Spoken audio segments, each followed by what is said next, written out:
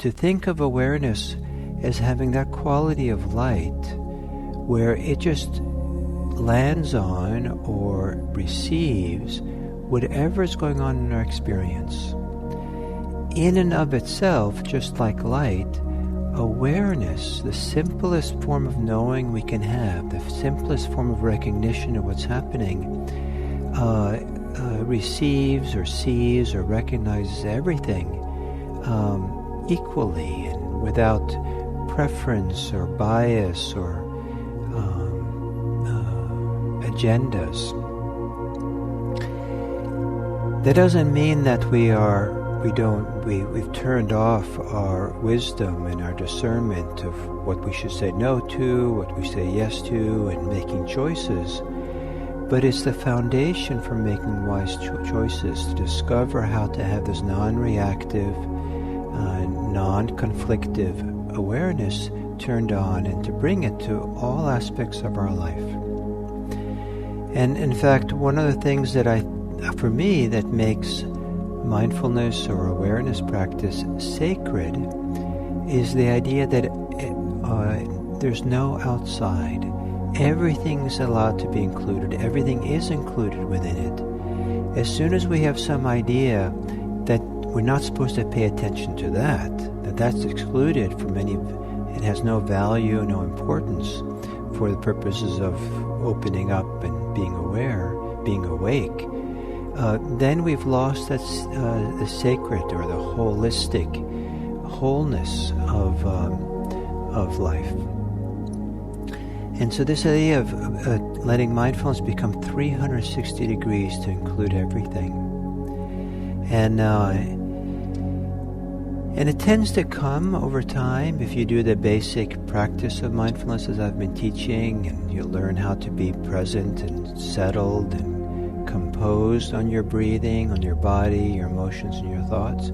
It tends to translate to starting to bring that kind of presence into the rest of our life. And bringing mindfulness and doing the same practice in daily life as you would do on the cushion is one of the ways the practice deepens and grows over time. The mindfulness what I'm teaching you here, it doesn't have to be limited to meditation. It's equally valid in all aspects of our life, and kind of another form of this 360 degrees of practice. In fact, what I've taught so far could also be seen as a very helpful way of checking in with yourself in daily life. To really check, almost like a checklist. How am I? What's happening here? So you can be wiser and more understanding of what's happening. So, for example, you might, if you find yourself with a few seconds, a minute, or of some little free time, a little pause in something, standing in line somewhere, sitting on the toilet for a little bit, waiting for something, or just you have a little bit of time and you feel frazzled or feel not quite connected or feel upset or challenged in some way, to spend a little time checking in and following the mindfulness checklist. So you might start with your breathing. How is your breathing? Is your breathing contracted? Is it tight? Is it relaxed and easeful? Are you breathing mostly from the chest, or is your belly moving in a relaxed way? Or is your belly tight and all the movement is happening in the upper chest? What's happening? What's happening with your breathing? And so sometimes just checking in and knowing your breathing and knowing what's happening. You're breathing fast, or you're breathing slow. Is it smooth? Is it choppy? Start seeing how we are, because how we are can often get translated or get expressed in our breathing. So it could be the first thing you check in with. And one of the reasons to start there, it's kind of like at the center of it all, the breathing is. And also because if you notice that you're contracted or held in your breathing, you can relax. and soften perhaps, and that will change the whole mood. It kind of begins a process of resetting or coming into balance. Then for the next check on the checklist is check in with your body. What's happening with your physical body? What are the sensations that are active and what's going on? It could be as start with posture. Are you collapsed? Are you pulling back? Are you leaning forward literally? Are you turning away from? How are you with your posture? Is this a posture of presence? And there are postures which express attentiveness and presence and mindfulness more than others. And it doesn't mean we get tense, but it's possible to kind of not collapse, not pull away, not turn away physically, and just create a posture of, that's a little bit more balanced. Then, deeper than the posture, are there tensions in the body? Are you tight or anywhere? The muscles contracted? And sometimes for me, it's only when I check in with my body and feel the contraction, the tight, the swirling energy in different parts of my body that I recognize, I'm actually feeling afraid or angry, or I feel really relaxed and happy in this situation. I didn't know. It was so nice to be here. And so it's like through the body, there's a lot of information. And then in daily life, the next kind of checkpoint is how are you emotionally? How are you feeling right now? And if you've learned through the mindfulness meditation how to open to emotions, even difficult ones, with a non-reactive, open awareness, feeling in your body, this is invaluable in daily life, to give a little bit of time to really recognize and be with something rather than continuing to react with difficulties. The human tendency to react to uncomfortable emotions is almost subconscious. And we find ourselves kind of sometimes spiraling out because of the reactivity that we have.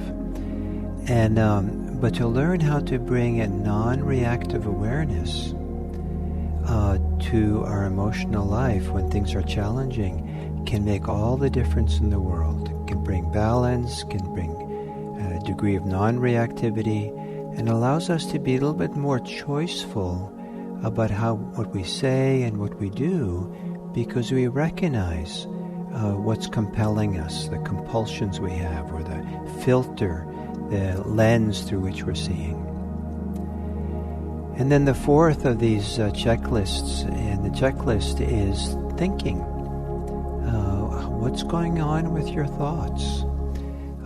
Not only what are you thinking about, but that's important to notice, because sometimes it's the self-talk that we do that's the major source of problems. They say that depression, the major source of many people's depression, is self-talk, how we talk to ourselves.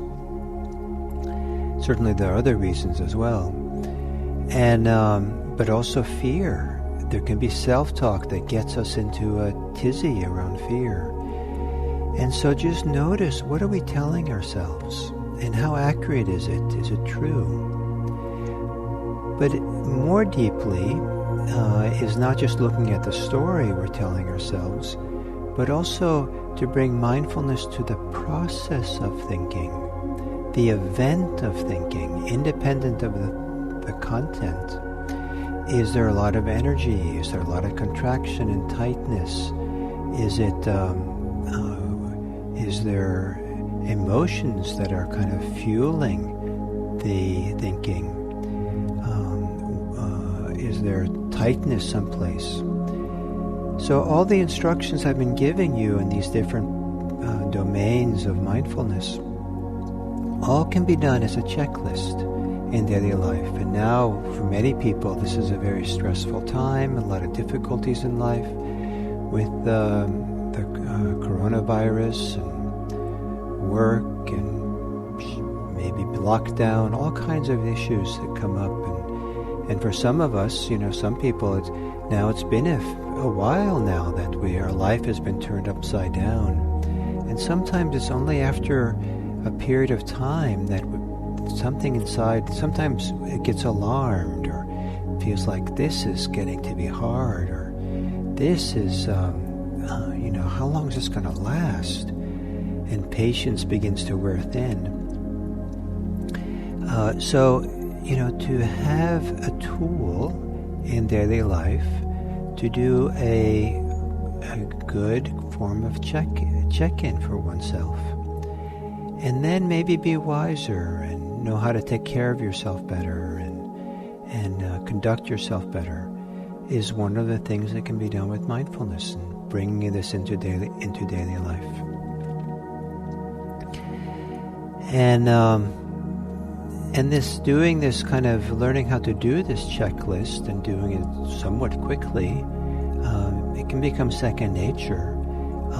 Can be helpful even in meditation. Something comes up, just go through the checklist and just check in so you know what's going on. And more when you know what's happening, then it can be easier to continue with the basic mindfulness of breathing and just settle in, because then there aren't something which is subconscious or something going on inside of us which is a little bit off to the side that we're not paying attention to, influencing us or pulling us away.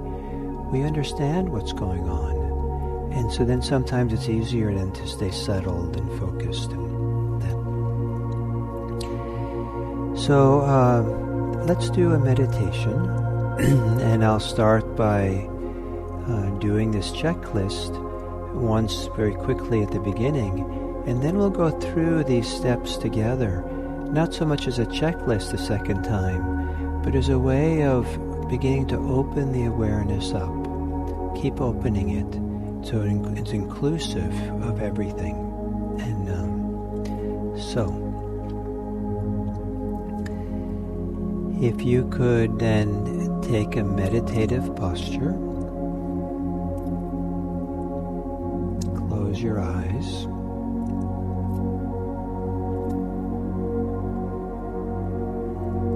And to do the initial checklist, just how is your breathing now? And we're only doing a check-in, so you don't have to fix anything or judge anything, but just recognize, how's your breathing right now? Is your breathing comfortable or uncomfortable? Is your breathing easy or not so easy?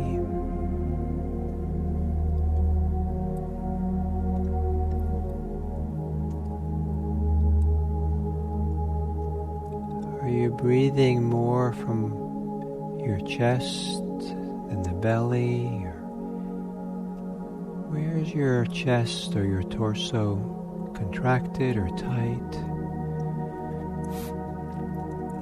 Where's the breathing held back, restricted?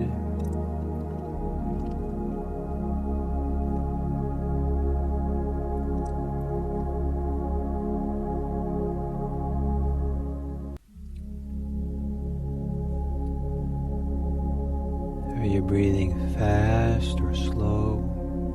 Both are fine, but it's nice to recognize how it is. Does your breathing feel deep? Or is it shallow? Both are fine. Just recognize how it is.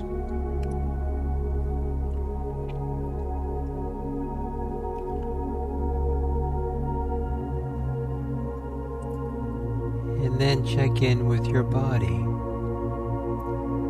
You might begin with your posture again. And other subtle or not so subtle adjustments in your posture, that your posture will express a little bit more attentiveness, a stronger sense of presence.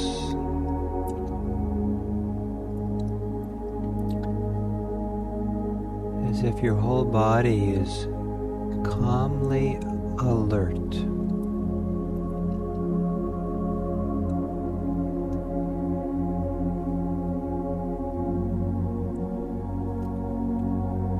And then checking in with how you're feeling, your emotions, your mood,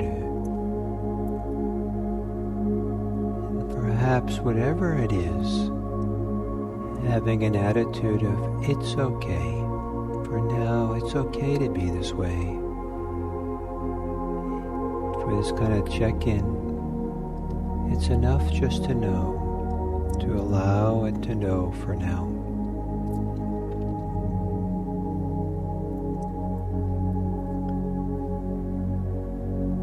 And then to recognize what's happening in your mind with your thinking. To see if you can be relaxed around what's happening in your mind, your concerns, your thoughts. But recognize the process, the activity of thinking.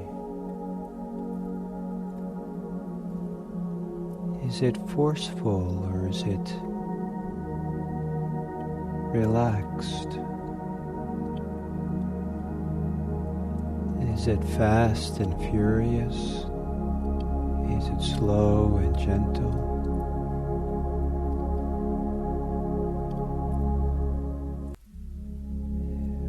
Are you in some way gripped by your concerns?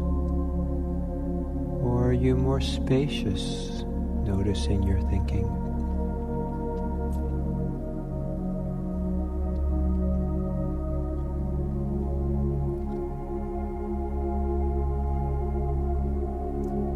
Are there any emotions that seem related to your thinking, maybe as the fuel for them, the factory for them?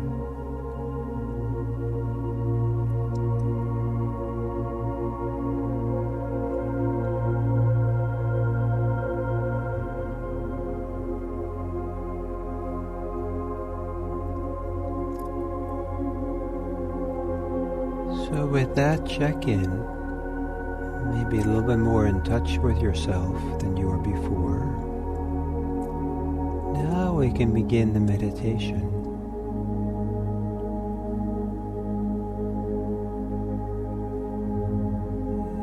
Allowing yourself to be the way you are. And in the middle of how you are, taking a few long, slow, deep breaths. Gently. Gentle, deep breaths.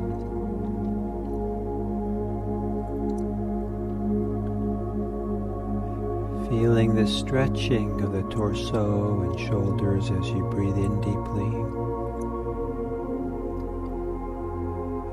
And allow yourself to relax the shoulders and the torso as you exhale.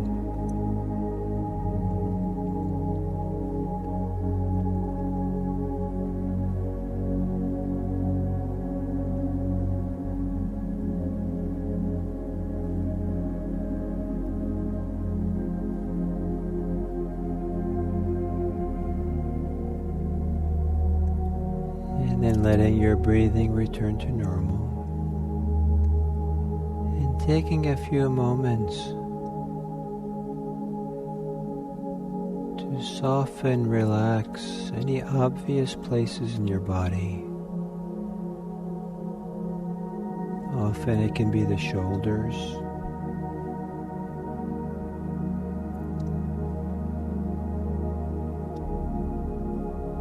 Often enough, it might be the bellies.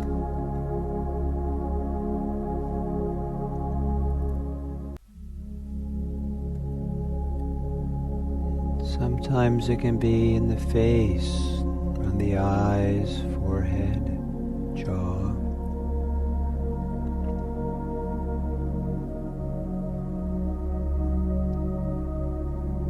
So relaxing the body.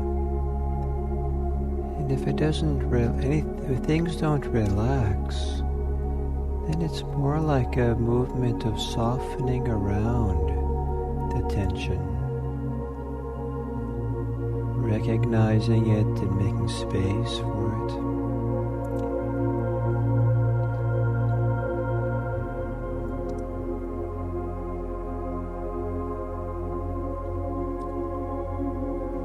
And then letting your breathing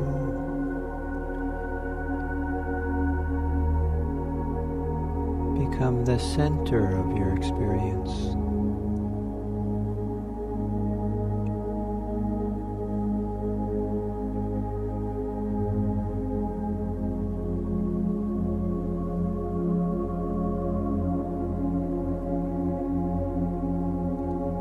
Let there be a contact between experience of breathing and your awareness of it, being conscious of it.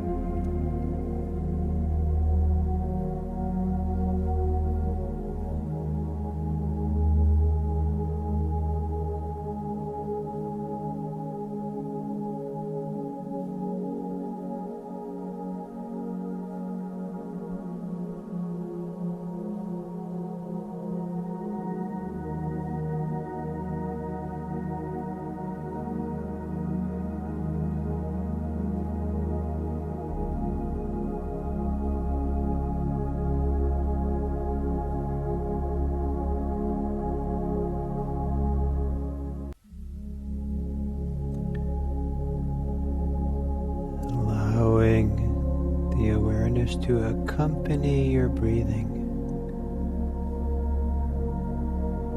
and your breathing to accompany your awareness.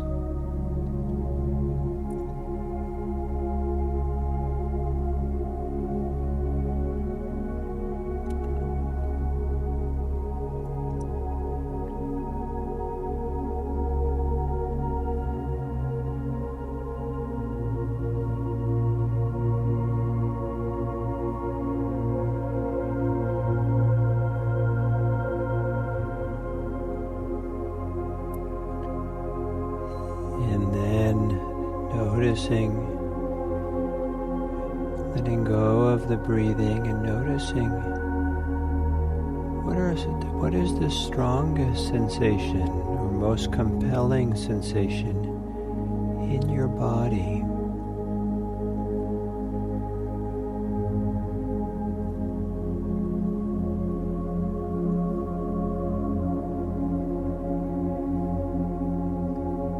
Gently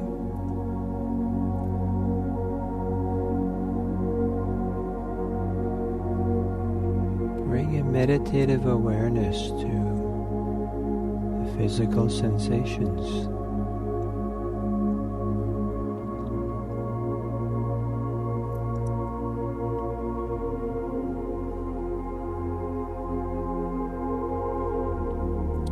If it's rather intense, perhaps imagining you're breathing through those sensations.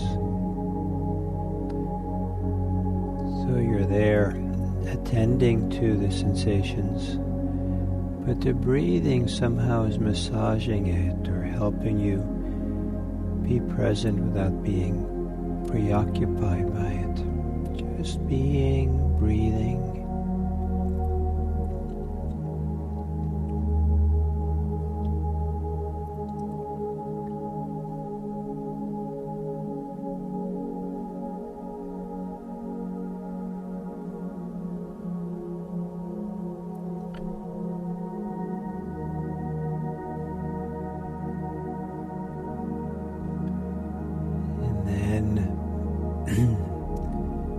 broadening the awareness to, in some simple way that's your way,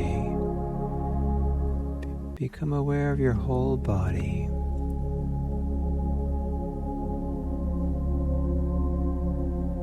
Whatever way it appears for you.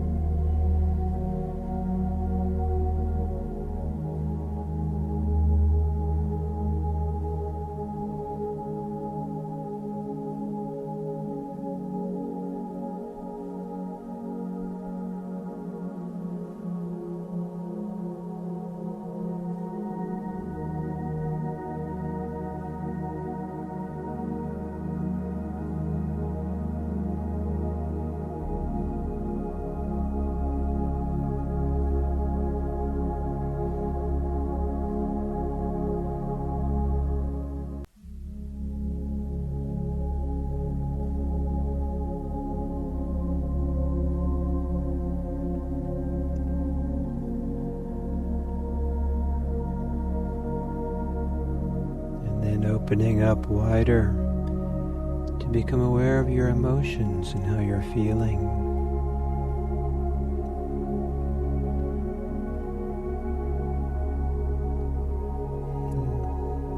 Maybe doing a little bit of non-reactive mindfulness of emotions.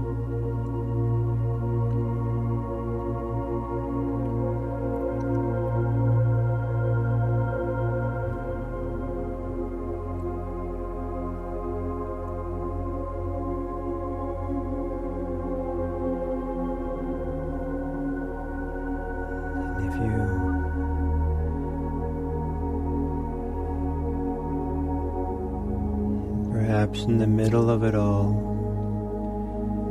where the scope and the range of awareness is your body and emotions. In the middle of it all, you're resting or centered on breathing, but ready to leave the breathing if something else becomes predominant. But breathing in the middle, midst of your body, in the midst of your emotions, just breathing, aware.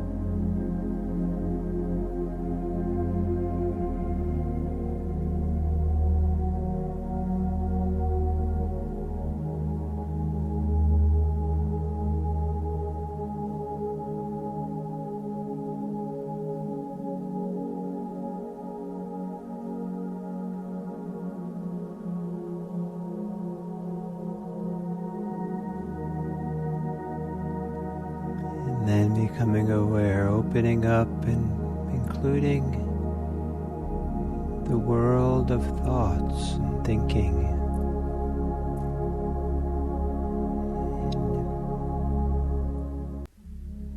And if they're strong or you feel particularly pulled into your thoughts,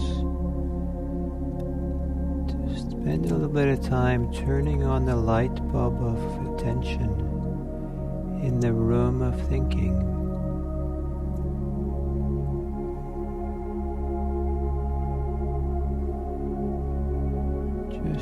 It's all okay, just to know and to recognize in a relaxed way.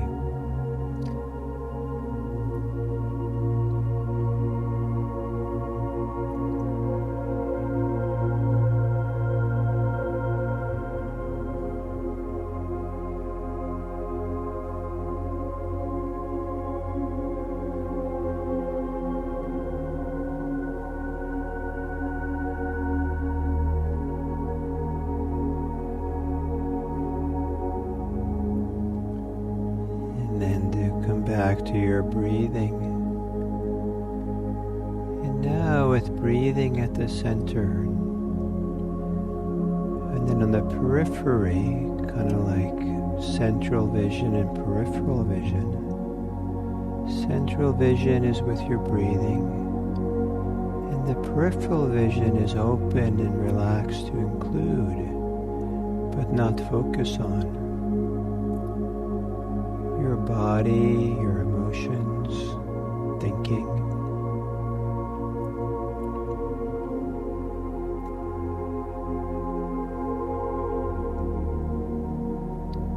If you let go of your thoughts, let go of your preoccupation with anything, let go back into breathing.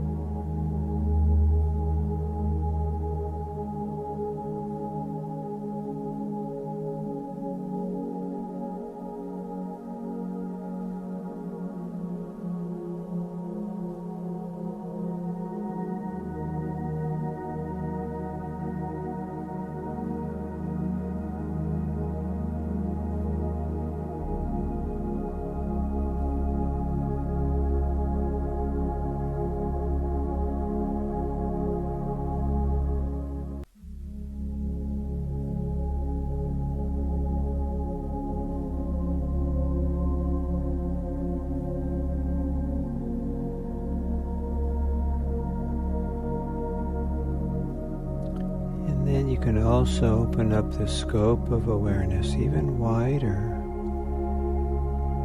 to include the sounds that appear as you're sitting here.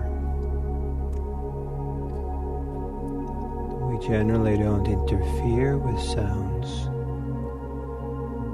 Just allow the sounds to arise and to appear and come and go, whatever way they want.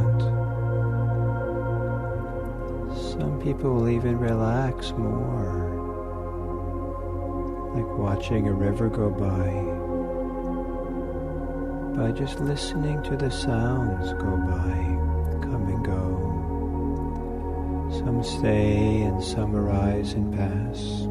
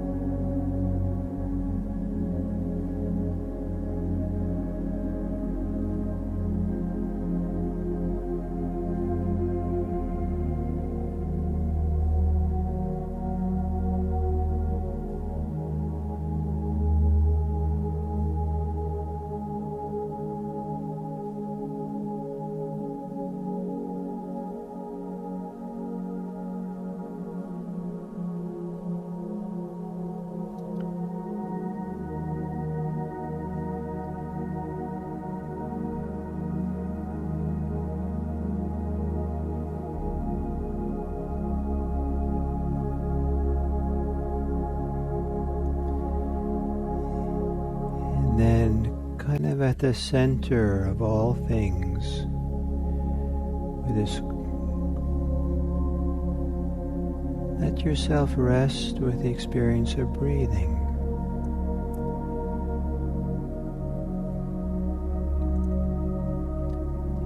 And relaxing and letting the scope of the mind of awareness be broad and wide and inclusive of everything.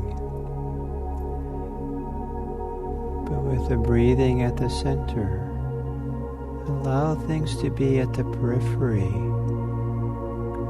without being involved in the other things. Just you're involved with breathing.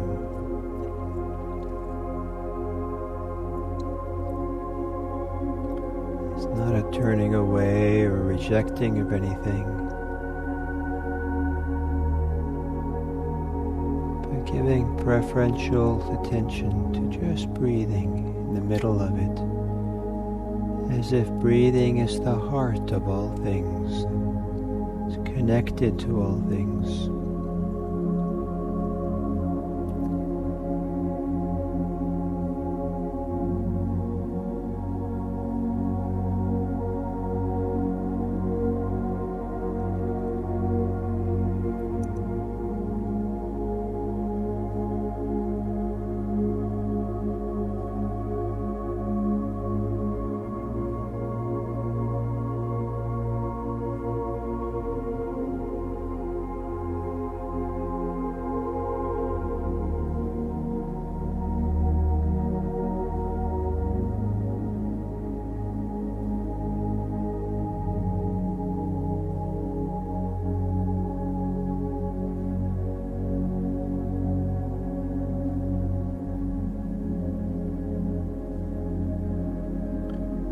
And then if anything from the periphery enters the center, becomes compelling, you can let go of the breathing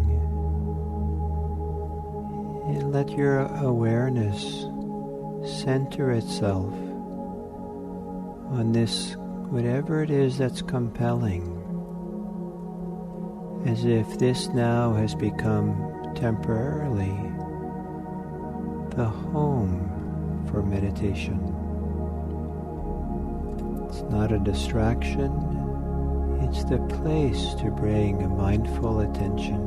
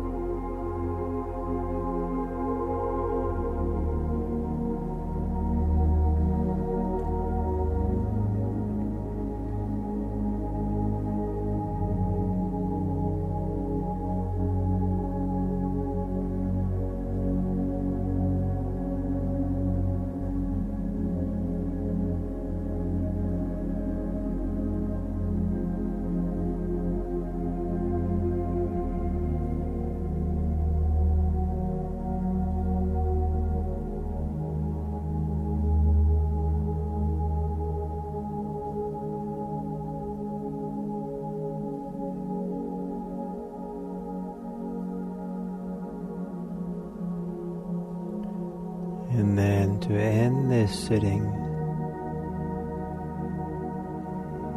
if you can, in a relaxed way, as if all things are okay, you can on your own go through the mindful checklist. And how are you now if you go through breathing, posture, body, emotions and thoughts, thinking?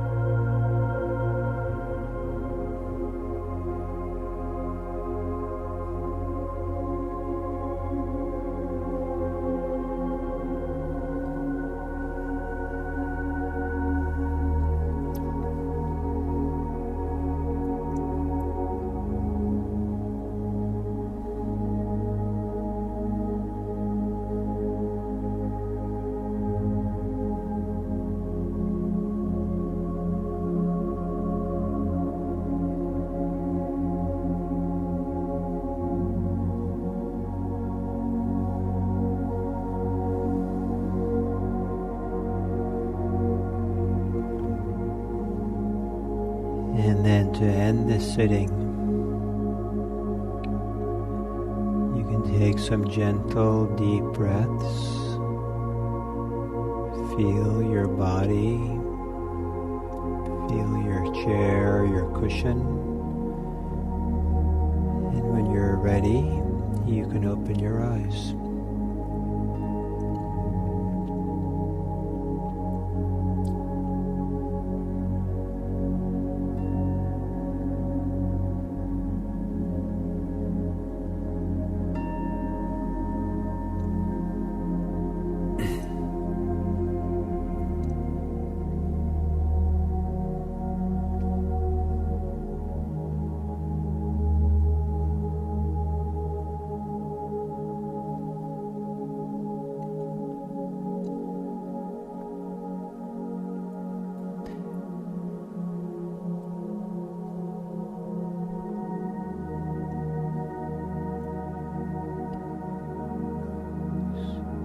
So when I started having a regular daily meditation practice many years ago, at some point as the meditation opened up for me and became valuable for me, I had a feeling of being settled, being peaceful, having a sense of wholeness or integrity that I had never really known in any consistent way in my life. And I was attracted to go sit in order to settle into that space again. And a lot of it was settling into it. It wasn't like I was trying, but it just as I stayed present, okay with all things, being with my breath, the tensions and the preoccupations in life slowly began to settle. And as it settled, a different kind of vitality and wholeness tended to be present for me as I got calm. Something like that. And then one day, I recognized that what I was valuing in meditation was not present in my daily life. And there was a real divide between having the sense of wholeness, integrity, aliveness in meditation. And I thought to myself, and what's happened the rest of my life, and I thought to myself that the divide between meditation and daily life is really an arbitrary line. It's just kind of a convention to say that there's two different modes of being. And I said, why don't I have this wholeness, this integrity, this sense of calm or peacefulness in the rest of my life as well? Why should I limit it just to meditation? And that question became kind of one of the driving questions for many years for practice for me, was how to live this way, how to bring the attention, the mindfulness, the presence, the sense of wholeness to the rest of my life. Or to say it differently, how not to lose, fragment, crush, forget the sense of presence and wholeness in daily life, but be able to maintain it in some way. So what that led to, for me, was beginning to pay more attention to my daily life, to pay attention to what was happening as I was living my life in the present moment, and bringing more mindfulness to my experience. And that was really kind of, so that decision, that movement was really a turning point for me. And it really began to allow this practice to begin to fill my life, to become relevant in all aspects of my life. So what some people find, sooner or later, that they become interested in bringing this heightened attention of mindfulness into their regular life. And so they start applying it or practicing it there as well. It might not be with the same intensity or completeness or with as much continuity as in meditation, but begin touching in to just being mindful, recognize, oh, that's what's happening. This is what's happening. Oh, I see what's happening in my body. I see my breath. I see what's happening emotionally. I see that I'm lost in thought. What if I notice what's happening in the situation? Maybe I should be listening more to the person who's talking. I drifted away. And so to start kind of waking up in daily life and having a present moment awareness that starts becoming richer, fills out the picture, brings out the three-dimensionality of our lived life, our lived experience. And so it's very satisfying for me when people start asking you, well, how do you apply this mindfulness in daily life? So there's all kinds of ways in which people learn to bring it into their regular life. And sometimes people will choose some daily life activities to be places where they're training themselves to be mindful more, to experiment with what it's like to be mindful and present and bring a high quality present moment awareness to this activity. So it could be that you have a mundane, ordinary chore like sweeping the kitchen floor or somehow involved cleaning the dishes, and whether washing them in the sink or putting them in a dishwasher or something. And maybe those times are times where it's just like it's kind of like a meditation time, where you decide that this is not the time to think about tomorrow or yesterday or be caught up in concerns. This is a time to have a heightened sense of mindful, meditative presence to what we do.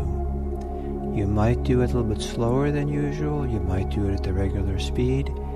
But you kind of come back. How am I in my posture? What's the breathing? What are the emotions? What's going on with my mind? Bring yourself back from your preoccupations. A very important time for me to do this was when I was living in the monastery, and I was working as a prep cook in the kitchen. And I didn't particularly like chopping vegetables. I had to do lots and lots of them in the monastery. But I was very interested in being present for the experience. And so I started paying attention to how I was, And I saw how much my not wanting to do the chopping vegetables made me disconnect and pull away and think other things.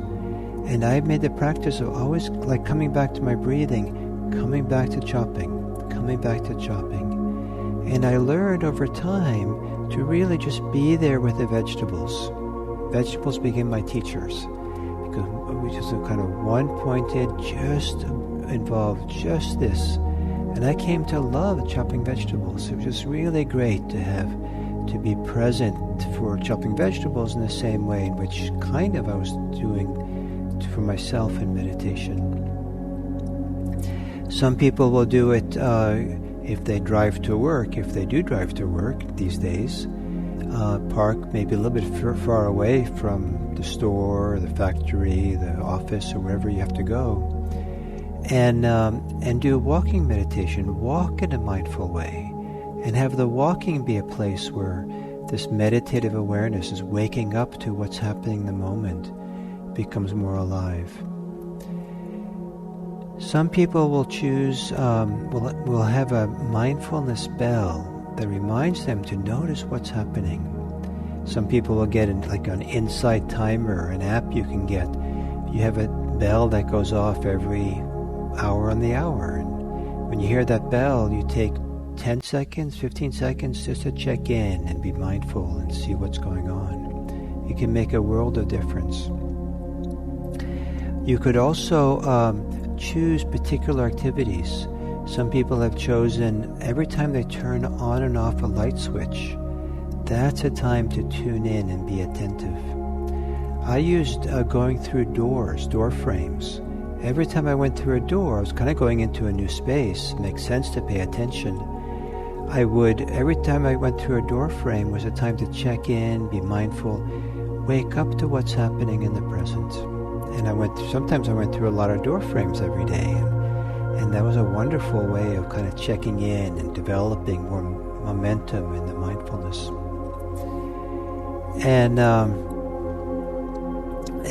some people, it's I don't know how much people do this anymore. Some people do, but every time it used to be that every time the telephone would ring, I noticed I had a tendency to want to rush to get to the next, somehow get the answer as soon as I can, in the first or second ring. And I learned that people don't hang up that quickly. So I'd let it ring 5-6 times. And during those rings, I would practice mindfulness and my breathing. I would settle in, just very quickly, just show up, wake up to what's happening. And I found when I did that, I had a much nicer presence for the phone call than if I ran over to get it as if I was going to lose something important. So bringing mindfulness into daily life and letting it develop and grow is a feedback to meditating in meditation, mindfulness in meditation. The more we become a habit and do it mindfulness in daily life, the more it supports us to do it in meditation. The more we learn it in meditation and do it, the more it supports us in daily life.